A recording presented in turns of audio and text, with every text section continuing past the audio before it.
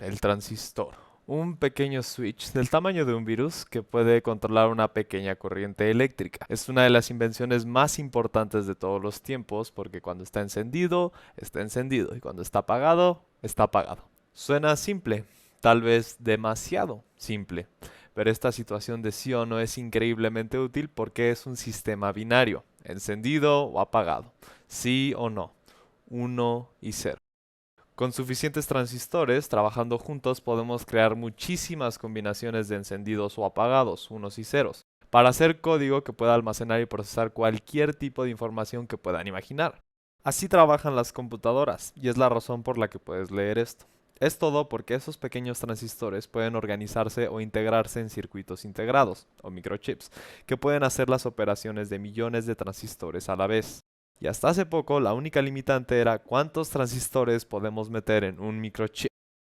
En 1965, Gordon Moore, fundador de la compañía Intel, predijo que la cantidad de transistores que podíamos meter en un chip sería el doble cada 2 años. Esto se conoce como la ley de Moore, y fue bastante acertada durante 40 años. Pero en los últimos 10 años hemos salido cortos en los números, quedando en 1 billón de transistores en un chip, lo que es muchísimo. Pero si estuviéramos a la par con la ley de Moore, estaríamos alrededor de 5 billones de transistores en un solo microchip.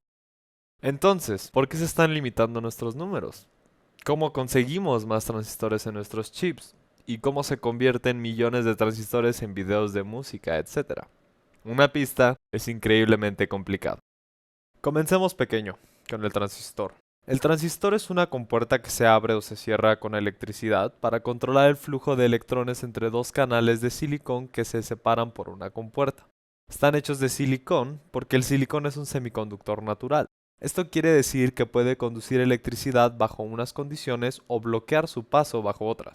En su estado puro, cada átomo tiene 4 electrones que lo rodean en su capa exterior, que lo unen a los otros átomos de silicón a su alrededor. Esto lo hace un excelente aislante, porque todos sus electrones están ocupados. Pero podemos hacer que el silicón conduzca electricidad si lo dopamos, o sea, inyectar una sustancia a otra para darle propiedades distintas.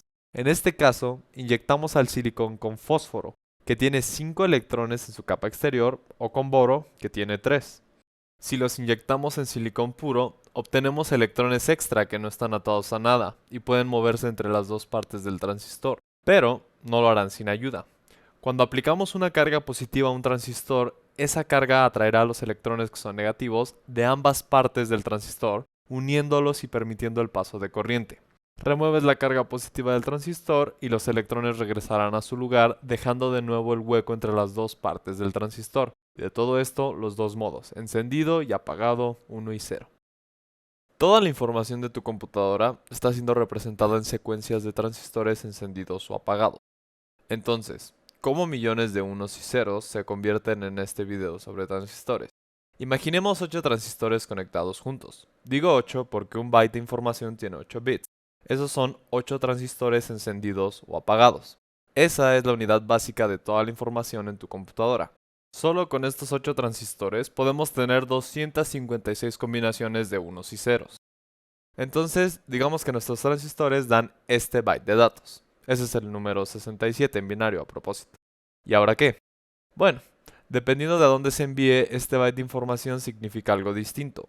Si este byte es enviado a la tarjeta gráfica, la tarjeta lo interpretará como un color, cualquiera que sea el número 67. Pero si lo enviamos a la tarjeta de sonido, lo interpretará como una onda de sonido que sea representada con el número 67. Y si lo enviamos a la parte de tu computadora que convierte la información en texto en pantalla, llamado UTF-8, lo convertirá a la letra C. Durante los últimos 50 años, el obstáculo más grande que hemos encontrado para meter más y más transistores en un chip es qué tan chico podemos hacer esa apertura entre los dos canales de silicón. En los inicios de la computación, la apertura era tan grande que se podía ver a simple vista. Hoy en día, un buen microchip tiene aperturas de 32 nanómetros de largo. Para dar una mejor idea, un glóbulo rojo es 125 veces más grande que eso. 32 nanómetros es el ancho de unos cientos de átomos, pero hay un límite en qué tan pequeños podemos ser transistores. Si hacemos más pequeña la apertura, empieza a haber unos problemas. Por ejemplo, unos cuantos átomos fuera de lugar harían un chip inútil. Otro problema es el calor. Tantos transistores encendiendo y apagándose en tan pequeño espacio generan muchísimo calor. Ya hubo casos donde procesadores se calentaron tanto que atravesaron la placa base y después de eso unos centímetros del suelo. El último problema es mecánica cuántica. Cuando tratamos con distancias tan pequeñas nos enfrentamos al dilema de electrones simplemente saltando la apertura del transistor sin razón alguna, en un evento llamado efecto túnel. Y si eso sucede, la información comenzaría a corromperse mientras se mueve dentro de tu computadora. Entonces, ¿cómo hacemos una computadora más rápida cuando los átomos no se hacen más chicos? Hay varias opciones, como utilizar otros materiales como grafeno, o utilizar muchos procesadores al mismo tiempo. Pero la que parece más probable, dado que las dos opciones anteriores son muy costosas, sería abandonar los electrones. ¿Y por qué? Bueno, aunque no lo parezca, los electrones son increíblemente lentos. Los electrones moviéndose en el cable de tu computadora al enchufe se mueven alrededor de 8.5 centímetros por hora. Eso es rápido si tienen que viajar solo unos nanómetros, pero otras cosas pueden ir mucho más rápido, como la luz. Computadoras ópticas se moverían por fotones en vez de electrones para representar datos. Y los fotones se mueven literalmente a la velocidad de la luz. Pero claro, tiene sus problemas. Por ejemplo, los fotones se mueven tan rápido que es difícil analizarlos lo suficiente para utilizarlos como datos. Pero esperemos que se encuentre una solución para esto y tengamos en un futuro no muy lejano computadoras ópticas.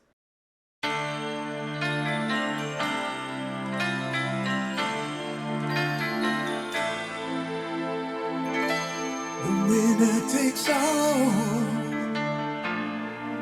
It's the thrill of one more kill, the last one to fall. Who never sacrifice their will. Don't ever look back on the world closing in. Be on the attack with your way.